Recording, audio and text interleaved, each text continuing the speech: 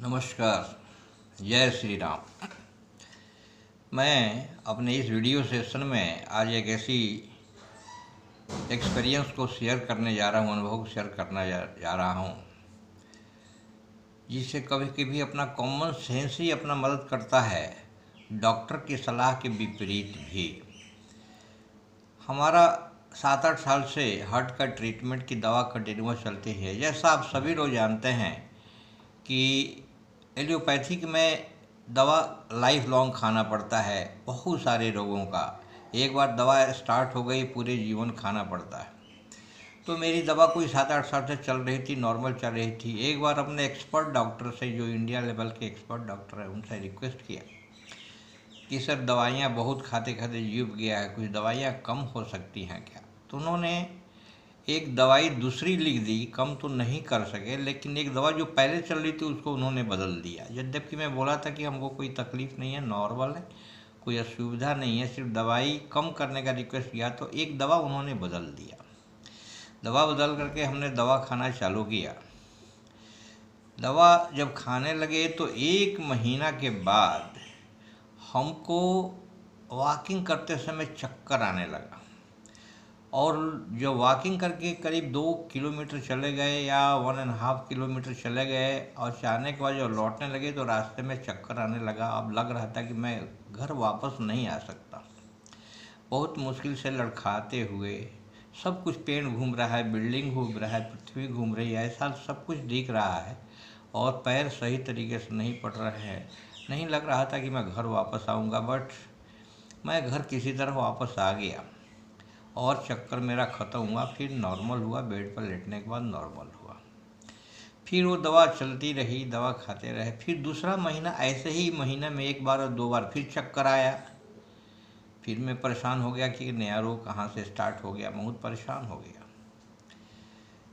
फिर मैं नॉर्मल हो गया, अच्छा हो गया। फिर वो दवा चलाते रहे। फिर तीसरा महीना भी, महीने में 1 बार 2 बार या 3 बार ऐसा चक्कर आने लगा।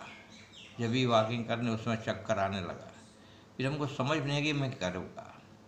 फिर मैं डॉक्टर साहब को टेलीफ़ोन किया कि डॉक्टर साहब, आपने एक दवा बदली है, और अभी जो हमको लास्ट 3 महीने से चक्कर आ रहा है दवा खाने के बाद, ये दवा बदलने के बाद चक्कर आ रहा है। हमको संदेह जा रहा है कि जो दवा बदली गई है इसमें कुछ ऐसी बात है जिससे मुझे चक्कर आ रहा है। डॉक्टर साहब डिसएग्री किए, नहीं, आपका कहना ठीक नहीं। उस दवा में ऐसा कुछ है ही नहीं जिसमें चक्कर आ रहा है। अगर आपको चक्कर आता है, कोई दूसरी परेशानी है, आप न्यूरोलॉजिस्ट से दिखाइए। दवा का कोई प्रॉब्लम नहीं, यू कंटिन्यू दैट मेडिसिन जो हमने लिख दिया।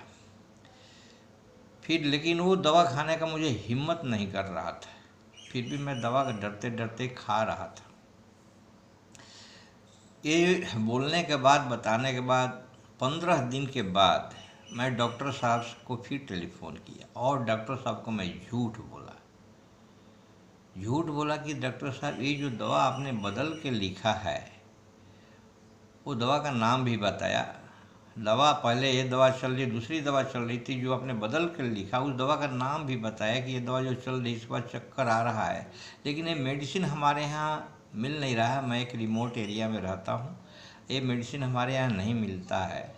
सो मैं पहले वाला दवा खाना चालू कर दूँ क्या? पहली दवा जैसे नॉर्मल चलता वही लेना चालू कर देता हूँ, क्योंकि वो दवा तो मिलती है। तो डॉक्टर साहब एग्री कर गया कि ठीक है, पहले वाली दवा आप खाइए और ये दवा बंद कर दीजिए। हमने डॉक्टर साहब को एग्री करा लिया, लेकिन ये बात हमने डॉक्टर साहब को झूठ बोला, क्योंकि जो दवा उन्होंने बदला था वो भी मिल रही थी, लेकिन हमने झूठ बोला क्योंकि मेरा संदेह होगा कि इसी दवा के कारण ही मुझे चक्कर आ रहा था, जिसके लिए डॉक्टर साहब एग्री बिल्कुल नहीं कर रहे थे। तो कई बार मैं ये बताना चाहता हूँ कि अपना एक्सपीरियंस यूटिलाइज करना चाहिए। डॉक्टर साहब की तो बात मानना आवश्यक है। कई बार डॉक्टर साहब की बात नहीं मानना भी अपने फ़ायदेमंद का होता है, क्योंकि रोगी एक अपना खुद डॉक्टर होता है, और रोगी अपने बारे में जो एनालाइज करता है वो भी एक डॉक्टर के जैसा ही होता है, जैसा मेरा मानना है। इसलिए अपने अनुभव से भी कुछ काम किया जाना चाहिए। मैं और भी वीडियो शेयर करूंगा जिसमें डॉक्टर साहब का एडवाइस हमको बर्बाद भी कर दिया, क्योंकि साइड इफ़ेक्ट से मैं इतना बर्बाद हो गया डॉक्टर साहब के दवा लिखने से कि मैं बहुत बुरी तरह सफ़र किया। जो डॉक्टर साहब वो साइड इफ़ेक्ट के बारे में नहीं बताते। तो मैं इस तरह जो है दवा को बंद कर दिया और पहले जैसी दवा चलाने लगा। चलाने के बाद अब करीब 3-4 साल हो गया, इफ़ आई एम करेक्ट, 3-4 साल से कम नहीं हुआ। उसके बाद से एक बार भी चक्कर नहीं आया, जबकि डॉक्टर साहब बोल रहे थे कि नहीं नहीं आप न्यूरोलॉजिस्ट से दिखाइए, ये दवा का कोई प्रॉब्लम, जो हमने दवा लिखा बिल्कुल सही है, न्यूरोलॉजिस्ट से कंसल्ट के बताइए। आप न्यूरोलॉजिस्ट के पास दिखाते थे, अलग मुझे ट्रीटमेंट कराने पड़ते, वो कितनी दवाइयाँ लिख कर के हमारे को बर्बाद कर देता, पैसा रुपया मनी हेल्थ सब बर्बाद हो जाता। लेकिन हमने दवा बदल दिया, डॉक्टर साहब से झूठ बोल करके दवा पहले वाला कंटिन्यू किया और मैं आज बिल्कुल ठीक हूँ। 3-4 साल 5 साल से कोई चक्कर नहीं आया, बहुत कंफर्टेबल पोजीशन में हूँ।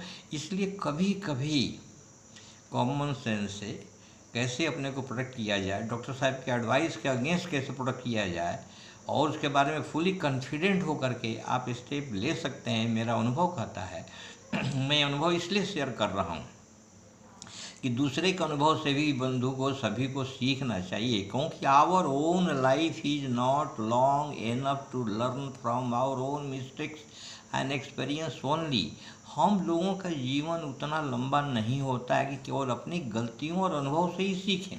दूसरे की गलतियों से और अनुभव भी हमको अगर सुनने मिले, जानने मिले तो उसे सीखना चाहिए।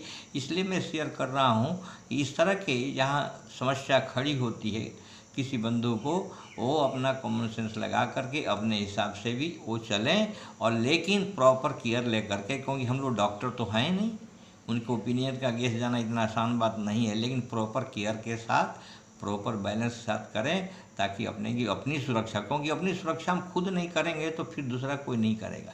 अब इसके साथ मैं अपना वीडियो समाप्त करने जा रहा हूं, और आप लोगों से नम्र निवेदन ये है कि इस वीडियो को लाइक करिए, शेयर करिए, सब्सक्राइब करिए, ताकि हम जो अपनी बातें अनुभव को शेयर करें उसे दूसरे लोग भी लाभान्वित हो सके। Thank you very much. जय हिंद, जय भारत, जय श्री राम।